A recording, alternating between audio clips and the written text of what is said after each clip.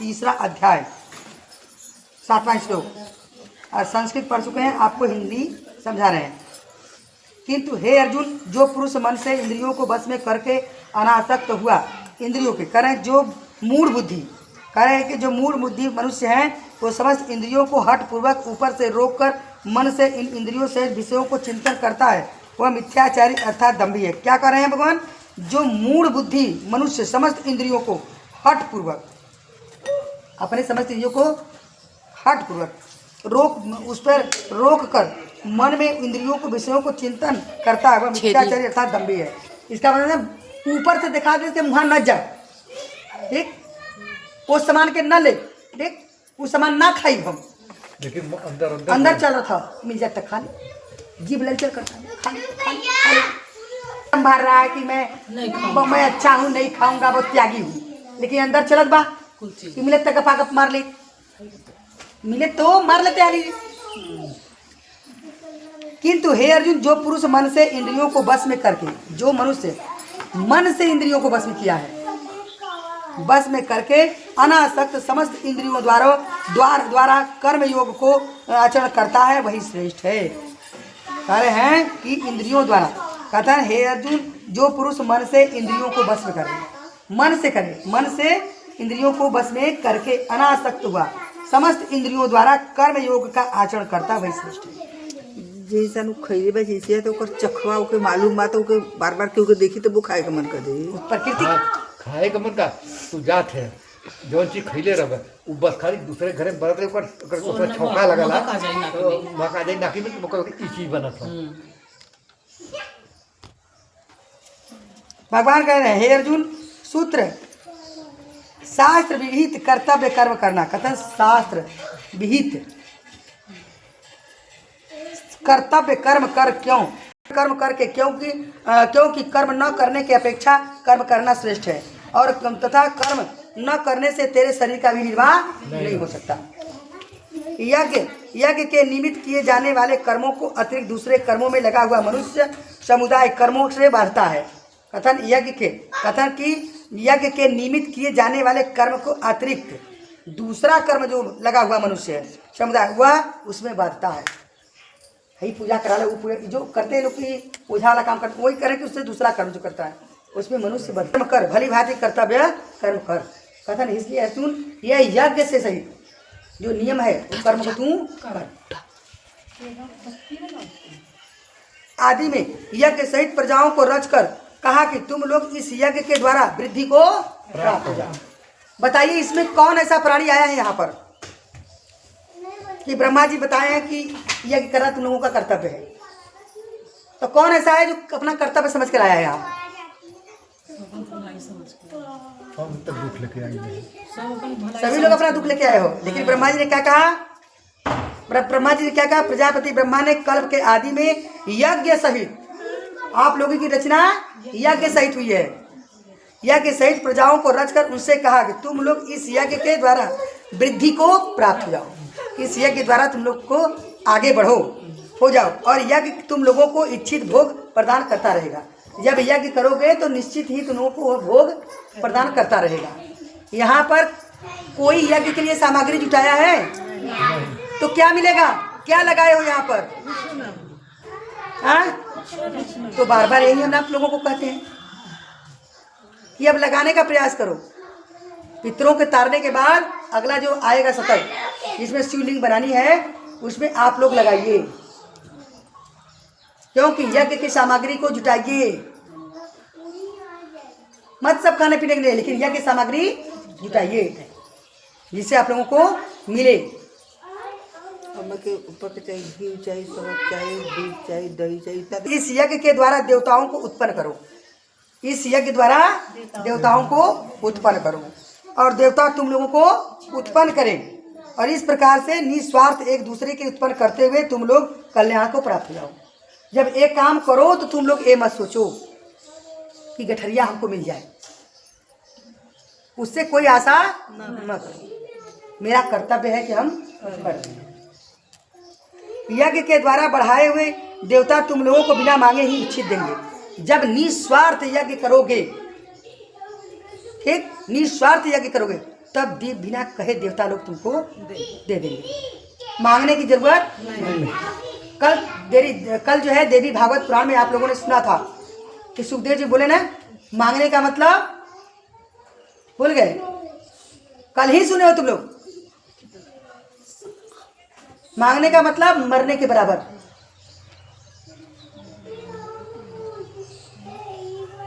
इसलिए हम तुम लोगों से नहीं मांगते। हाँ, समझ में? अगर मांगते होते ना, अब तक कहिए सिधार गए होते। केवल समझाते हैं कि तुम लोग अपने जो भागवत गीता में लिखा है उसके द्वारा तुम अपने कल्याण को प्राप्त हो जाओ, स्वयं करो। ब्रह्मा जी ने भी कहा है कि तुम लोग एक दूसरे की सेवा करते हुए यज्ञ द्वारा करते हुए अपने के कल्याण को प्राप्त हो जाओ। यज्ञ के द्वारा बढ़ाए हुए देवता तुम लोगों को बिना मांगे ही देते रहेंगे, निश्चय ही देते रहेंगे, निश्चय देते रहेंगे, इसमें कोई झूठ नहीं है। इस प्रकार से देवताओं के द्वारा दिए हुए भोग को पुरुष जो बिना दिए भोगता है वह चोर है। इसमें लिखा है प्रभु को बिना दिए जो भोगता है वह चोर है। यज्ञ से बचे हुए अन्न को खाने वाले श्रेष्ठ पुरुष पापों से मुक्त हो जाते हैं। हाँ, समझ में? कैसे पाप से आप मुक्त होंगे? यज्ञ जुटाए हैं, यज्ञ किए हैं, तब कैसे पाप से मुक्त होंगे? तो पाप से ये तो पितरों के लिए हो रहा है। हम सोचे कि भाई ये लोग कोनो काम के नहीं बांधते, तो कम से कम पितर तर जाए, पितर ही तर जाए। यज्ञ से बचे हुए अन्न को खाने वाले पुरुष सब पापों से मुक्त हो जाते हैं, और जो पापी लोग अपना शरीर पोषण करने के लिए ही अन्न को पकाते हैं वो पाप को ही खाते हैं।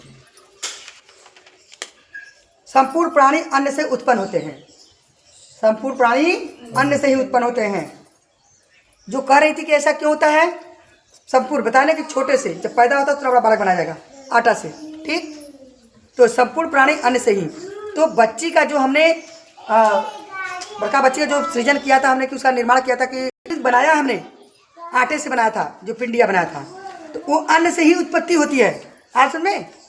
कह रहे हैं कि संपूर्ण प्राणी अन्न से ही उत्पन्न होते हैं, अन्न से। इसलिए हमने अन्न से ही कहा है। इसलिए हम बताए हैं कि अगले साल से आप लोगों को अन्न की जरूरत पड़ेगी, ठीक? अन्न की, तो अन्न की उत्पत्ति है। अन्न कैसे उत्पत्ति होती है? वर्षा से। हाँ, वर्षा कैसे उत्पन्न होती है? यज्ञ से, जो यज्ञ करते हैं उससे होती है। और जो है कि उससे यज्ञ से होती है। और यज्ञ की उत्पत्ति किससे होती है? वेद से। वेद से। और जो है कर्म सुधा वेद से उत्पन्न होते हैं। और वेदों कह रहे हैं कि जो यज्ञ का उत्पत्ति कर्मों के उत्पन्न होने वाले कर्म समुदाय जो भी है वेद से उत्पन्न होते हैं। वे कैसे किए जाते हैं कर्म जो है यज्ञ का, वह वेद से उत्पन्न होते हैं। और वेदों की अविनाशी परमात्मा से। वेद किससे उत्पन्न होते हैं? परमात्मा से होता है। इससे सिद्ध होता है कि सर्वव्यापी परम अक्षर साक्षात परमात्मा यज्ञ में सदा प्रविष्ट। आज समझ में कि यज्ञ में आपके कौन है? सदा परमात्मा है। अब की अपनी अपनी कल्याण चाहते हैं आप लोग, तो बड़े ध्यान से सुनिए कि प्रभु क्या क्या कह रहे हैं, वो काम हमको करने हैं। अब तो हम पितरों को तारने चले हैं। प्रभु के सहारे प्रभु पितरों को तार देंगे। ये विश्वास रखो कि प्रभु पितरों को तार देंगे। अब हम लोगों की क्या होगी? अब अपने बारे में सोचो।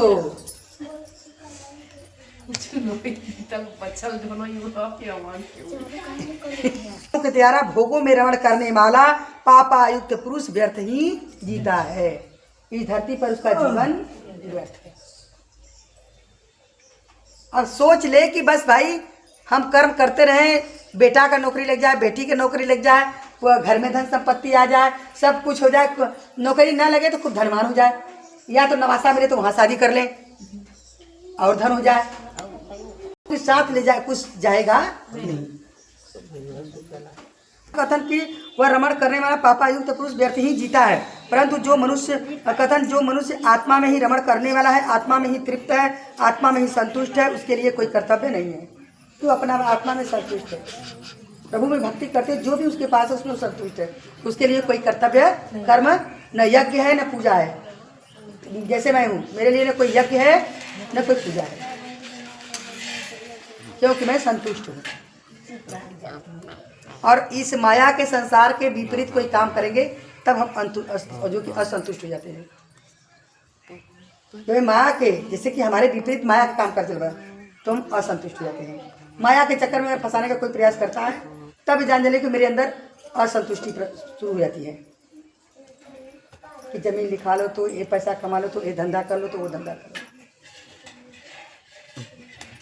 मतलब तुहार धन हो सामान हो और ओके कोई झगड़ा करत है तो ओके बचाव में जैसे तोके केहू सामर्थ्य ले तो वो पाप लगे। ओके तो लगभग करी हैं जब हमारा आत्मा संतुष्टि लेगी तो पाप लगभग करी। ओके जैसे तोहरा सामान है कर्म न तो कर्म करने से कोई प्रयोजन है। उस महापुरुष का संसार में नहीं कोई कर्म करने का ही प्रयोजन है, न कर्मों के न करने से ही प्रयोजन है। मतलब क्या करें, समझो ये बात हो, इसमें जल्दी कोई समझ नहीं पाता है। कह रहे हैं महापुरुष के इस विश्व में न तो कर्म करने से कोई प्रयोजन है, कर्म करने से कोई प्रयोजन है, कर्म करने से कोई प्रयोजन है, प्रयोजन रहता है। और न कर्मों के न करने का कोई प्रयोजन है। ये कोई प्रयोजन नहीं, कोनो कारण नहीं है कि हम काम करत ही, और ना ही करत है तो कोनो कारण भी नहीं है कि हम नहीं करत ही। आज समझ यार कि हमारे गुस्सा में नहीं करते हम, आई हमारे स्वार्थ में करती, ऐसा कोई प्रयोजन नहीं, कोई स्वार्थ है न उसमें कहीं कुछ बात है कि गुस्सा है कि उस काम को नहीं कर रहे हैं। जैसे हमारे घर में हम खाना नहीं खा रहे थे, प्रमाण दे रहे हैं प्रभु, खाना एक बेला खा रहे थे तो खाने तो पे ये लोग को हो रहा था हमारे गुस्सा में, वहाँ भी जा रहे हैं तो वहाँ भी बोल रहे हैं पति जी की अरे वहाँ है तो अपने भाई भौजाई को नहीं दिखाना, नहीं खा रही चीज़ें, यहाँ तो खाइए। हमको उन लोगों को नहीं दिखाना है, ये परमात्मा को देखना है कि परमात्मा कहाँ है, कैसे किस भाव में है, खा रहे हैं कि नहीं खा रहे हैं। तो ऐसी चीज़ें हुई तो करने ना करने का कोई मेरा प्रयोजन नहीं है।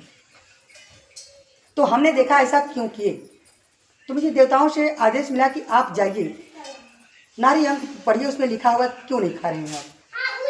मुझे कोई कारण नहीं था, क्या हम पढ़े थे उस पुस्तक को, पढ़े नहीं थी।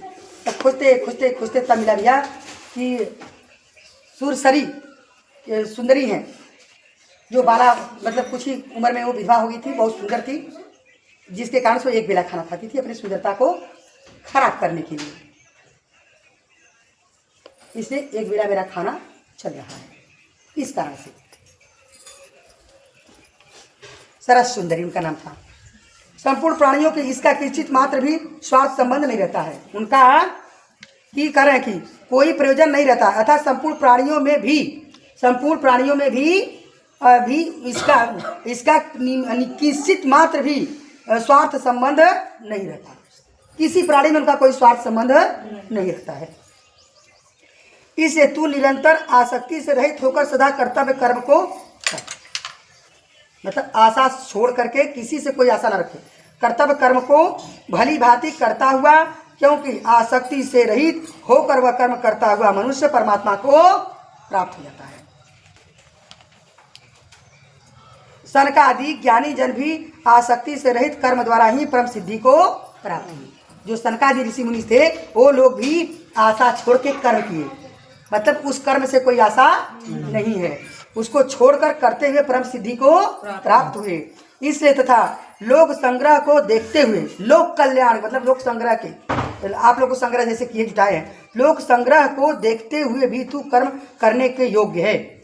जो जुटे हैं आप लोगों के कर्म के जो अथवा है, अरे उनके लिए कैसे उनका ठीक होगा, कह रहे हैं कि वे तू भी कर्म करने को ही योग्य है। कह रहे हैं कि जो क्या है आप लोगों को कौन सा कर्म करे कि आप लोगों का कल्याण हो, ठीक, तो वही करें कि वह उनके देखते हुए कर्म करने योग्य कर्म कर, अर्थात तू उसे कर्म करना ही उचित है, तेरा कर्म करना ही उचित है। तो ठीक उसी तरह हम कर्म करें, मेरा कर्म करना ही उचित है। श्रेष्ठ पुरुष जो आचरण करता है, श्रेष्ठ पुरुष जो आचरण करता है वह अन्य पुरुष भी वैसा ही आचरण करते हैं। वह जो भी कुछ प्रमाण कर देता है समस्त मनुष्य समुदाय उसी के अनुसार बरतने कि पूरा कल्याण उसी तरह करने लगता है। हे अर्जुन मुझे इन तीनों लोकों में न तो किसी से, भगवान करें हे अर्जुन, इन तीनों लोकों में न तो किसी के न तो कुछ कर्तव्य ही है, न तो कोई प्राप्त करने योग्य वस्तु है, अप्राप्त है, न तो कोई कर्म करना, न मुझे इन तीनों लोकों में न तो कुछ कर्तव्य है, भगवान करते हैं तीनों लोकों में मेरा कोई कर्तव्य नहीं है, न तो कोई प्राप्त करने योग्य वस्तु ही है, सब अप्राप्त है, तो भी मैं कर्म में बरतता हूँ। कुछ नहीं है तो भी मैं बरतता हूँ, सब कर्म में मैं बरत के उसे जैसे जैसे करने उसको बरत करके पूरा करता हूँ। क्योंकि हे पार्थ, यदि कदाचित मैं सावधान होकर कर्म में न बरतूँ तो बड़ी हानि होगी। अगर सावधान होकर मैं न बरतूँ तो बड़ी हानि होगी हो जाए, क्योंकि मनुष्य सब प्रकार से मेरे मार्ग का अनुसरण करता है। जैसे कह देते हैं लोग कि अरे जब इनके पास इतना ही शक्ति है तो कर काहे नहीं दी। अरे हम मनुष्य हैं भाई, भगवान की तरह करने लगेंगे तो सभी मनुष्य भगवान की तरह ही करने लगेंगे। तो मनुष्य है तो मनुष्य की भांति करें, इसलिए क्योंकि प्रभु जब जब अवतार लेते हैं तो मनुष्य के लिए उनका जीवन एक प्रेरणा होती है। उनका जीवन एक प्रेरणा होती है कि वो एक पर ब्रह्म होते हुए भी एक मनुष्य की भांति कार्य करते हैं। तो मनुष्य अपने अंदर ये विचार रखे कि जब वो परमात्मा होकर मनुष्य की तरह कर रहा है तो हम मनुष्य होकर परमात्मा क्यों बन रहे हैं? हम मनुष्य होकर परमात्मा क्यों बन रहे हैं? इसलिए यदि मैं कर्म न करूं तो यह सब मनुष्य समुदाय नष्ट भ्रष्ट हो जाए, अर्थात मैं सबका संहार करने वाला हो जाऊं तथा इस समस्त प्रजाओं का नष्ट करने वाला। अगर मैं सावधानी होकर न करूं तो सबका नष्ट भ्रष्ट करने वाला बन जाऊंगा। हे भरत कर्म कथन, हे अर्जुन, कर्म में आसक्त हुआ ज्ञानी जन जिस प्रकार कर्म करते हैं वैसे आसक्ति से रहित भी विद्वान भी लोग कथन के जो कर्म में आसक्त हुआ अज्ञानी लोग हैं। आप लोग जुटावल है, बेटवा के, पतहू के, बिटिया के, सब पति सबके जुटा रहा है पूरे परिवार के अपने। तो इसी कथन आसक्त होते संसार में वह अज्ञानी जिस प्रकार कर्म करते हैं उसी तरह आसक्ति से रहित, किसी से आशा से, किसी कर्म से, जिससे रहित, उससे आशा से रहित विद्वान भी लोक संग्रह करना चाहता है उसकी कल्याण, और उसी प्रकार उसका कर्म करे तथा लोक कल्याण के लिए जुटा कर काम करता है। वो विद्वान करना चाहता हुआ उसी प्रकार कर्म करे, पर जैसे वो विद्वान करता है उसी तरह आप करें। भगवान कह रहे हैं जैसे हम जुटा के कर रहे हैं, करवा रहे हैं, इसलिए आप करें। तो हम मनुष्य की भांति ही ना कर रहे हैं, तो आप लोग भी करिए। इसीलिए कर रहे हैं कि जब हम करके जा रहे थे मत सोचिए कि हम अपन दबा के रखे हैं तो दबा के रखला रह जाएगा। ये जान लीजिए अगले पीढ़ी में आपका औलाद नाक रगड़ के करेगा, टांग ऊपर करेगा, गर्दन नीचे करेगा। ये जान लो, रगड़ के करेगा। जितना हम कठिन सह के करके जा रहे हैं कराकने, तभी करेगा, तभी वो धन संपत्ति वाला बड़ा आदमी बनेगा। ये जान लेना। वास्तव में संपूर्ण कर्म सब प्रकार से प्रकृति के गुणों द्वारा किए जाते हैं। जिसका अंतःकरण अहंकार से मोहित हो रहा है वह अज्ञानी मैं करता हूँ ऐसा मानता है। कह रहे हैं परमात्मा के स्वरूप में अटल स्थित वह ज्ञानी पुरुष चाहिए कि वह शास्त्र विधि से कर्मों में आसक्ति वाले अज्ञानियों बुद्धि में भ्रम अर्थात कर्मों की अश्रद्धा उत्पन्न न करे। कथन उस ज्ञानी को चाहिए जो अज्ञानी है उनके अंदर अश्रद्धा उत्पन्न न करे। तो यहाँ पर तो आप लोगों को तो कहा नहीं जा रहा है कि पूरी चीज जुटा के लाइए, लेकिन एक दिन ऐसा होगा, नहीं कर रही है तो एक दिन ऐसा होगा कि आपको औलाद को करना होगा, पूरा जुटा कर करना होगा उसे। वही बात करें कि यहाँ पर अगर तू थोड़ा लगाता है तो तेरे औलाद को बचे रहेंगे उस चीज से। तो आशंका है कि परमात्मा के स्वरूप में अटल स्थित हुए ज्ञानी पुरुष को चाहिए, जो परमात्मा के रूप में अटल स्थित है उस पुरुष को चाहिए कि वह शास्त्र विधि से कर्मों को आसक्ति वाले अज्ञानी, कथन की जो आसक्ति वाले जो लोग आशा लगे हैं भगवान से और अज्ञानी है, मतलब उसका ज्ञान नहीं है, बुद्धि भ्रम अर्थात कर्मों में अश्रद्धा उत्पन्न करे। जैसे अज्ञानी है उनके पास जो है श्रद्धा भी नहीं है, भ्रमित इंसान है, उस भ्रमित उस पार अंदर उनके अंदर अश्रद्धा उत्पन्न करे, उल्टा सीधा कोई बात न बताएं जिससे वो भगवान से विरुद्ध चले जाए न करे, किंतु स्वयं शास्त्र विधि समस्त कर्म को भली भांति करता हुआ वैसे उनसे भी करवाएं। ज्ञानी को चाहिए कि स्वयं करे और उनसे करवाए। वास्तव में संपूर्ण कर्म सब प्रकार से प्रकृति के गुणों द्वारा किए जाते हैं। वास्तव में प्रकृति का भगवान कह रहे हैं कि वास्तव में संपूर्ण कर्म सब प्रकार से प्रकृति द्वारा करवाए जाते हैं। और जिसका अंतःकरण अहंकार से मोहित हो रहा है वह अज्ञानी मैं करता हूँ ऐसा मानता है। जो मूर्ख है, जो ज्ञानी है, अज्ञानी है, वो सोचते हैं कि मैं कर। तुम जाकर मुंह क्यों नहीं धोती? विभाग और कर्म विभाग के तत्व को जानने वाले ज्ञान योगी संपूर्ण गुणों को व्रत रहे हैं ऐसा समझकर उनमें आसक्त नहीं होते हैं। कथा परंतु जानते रहिए गुण भाग और कर्म विभाग अपर सफाई जरूर प्रेस करें। हम पढ़ा वक्त चुका के तत्व को जानने वाले ज्ञान योगी संपूर्ण गुण को ही गुणों में बरतते हैं ऐसा समझकर उनमें आसक्त नहीं होते। तो अपने गुणों में ही वो गुण, अपने गुण को गुणों में ही बरते। जो हमारे अंदर गुण है उस गुण को ही गुणों में आप लोगों को बता रहे हैं, उसमें आसक्त नहीं होते हैं। प्रकृति के गुणों में अत्यंत मोहित हुआ पुरुष कथन की प्रकृति के गुणों में अत्यंत मोहित हुए मनुष्य गुणों में और कर्मों में आसक्त रहते हैं। प्रकृति के गुणों में और कर्मों में आसक्त रहते हैं। उन पूर्णतया न समझने वाले मंद बुद्धि अज्ञानियों को पूर्णतया जानने में अज्ञानी विचलित न करें। उस अज्ञानियों को जो जानने वाला ज्ञानी है उनको विचलित न करें।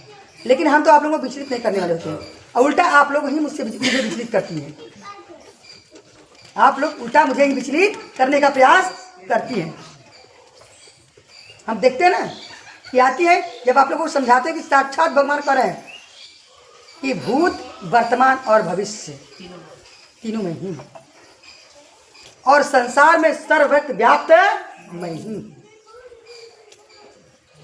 चाहे गंदा हो स्वच्छ हो, हर जगह मैं ही व्याप्त हूँ। जल में मछली चाहे गंदी हो चाहे स्वच्छ हो, सारी गंदी मछली हो, लेकिन जल उसे निकाल के फेंकता नहीं। सूर्य की किरण भी है क्या? जब उदय होते हैं तो कहाँ का